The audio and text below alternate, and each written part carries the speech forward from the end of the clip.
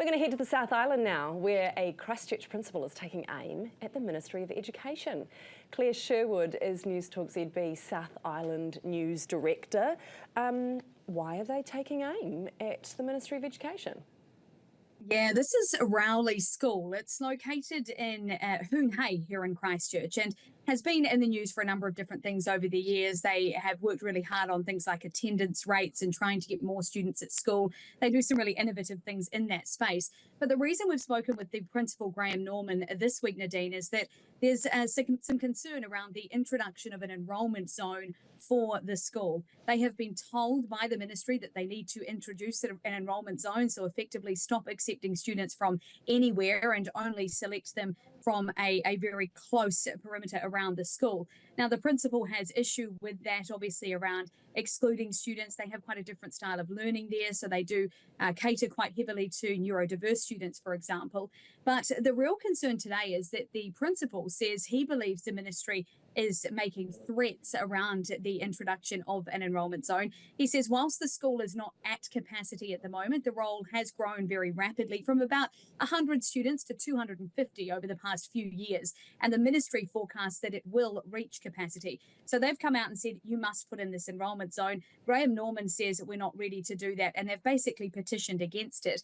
What he says, though, is the ministry has now come through and said, look, if you don't introduce the enrolment zone, then we won't be introducing new classrooms that you require to keep up with your role growth. The ministry is adamant that that is not a threat. Graham Norman, the principal, says it certainly sounds like a threat to him. The ministry, though, say, in order to be safe around things like enrolment sizes and school capacity, they need to investigate other options before they just start building classrooms willy-nilly on school sites. So a bit of toing and froing between this principal and the ministry, but effectively this idea that they may not be able to keep up with growth unless they put in place an enrolment zone. Enrolment zones are increasing across the country. They've more than doubled over the past couple of decades. It is something that is very much seen as a norm now. So Rowley School is being pushed to be in line with others. Yeah, we know what a thorny issue zoning can be for schools here in Auckland. Now, there are some plans at play to replace an abandoned mansion in Christchurch with accommodation. Tell us about that. Yeah, we have lots of abandoned mansions in Christchurch, particularly post-quake. But the one we're looking at today is Antonio Hall. Anyone who's been in Christchurch will remember driving down Riccarton Road and seeing it there. I think there's a picture there on the screen of it.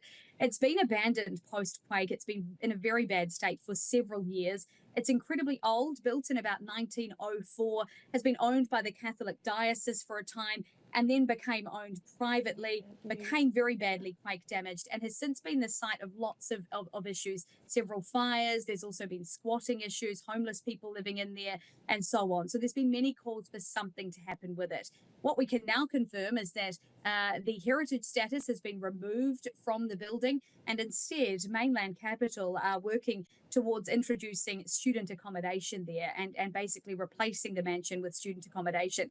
The site is less than a kilometre from Canterbury University. We know that Canterbury University is struggling with capacity, particularly around its student halls. So this would provide some much needed accommodation for students. Mainland Capital acknowledged that it is a shame to see the heritage status go.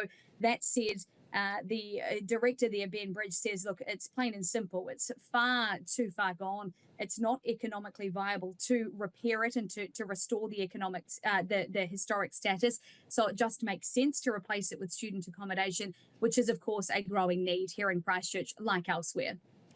It was beautiful in its heyday, but I think by the sounds of it, it's too far gone to get it back to that. Thank you so much, Claire Sherwood, Newstalk ZB's South Island News Director.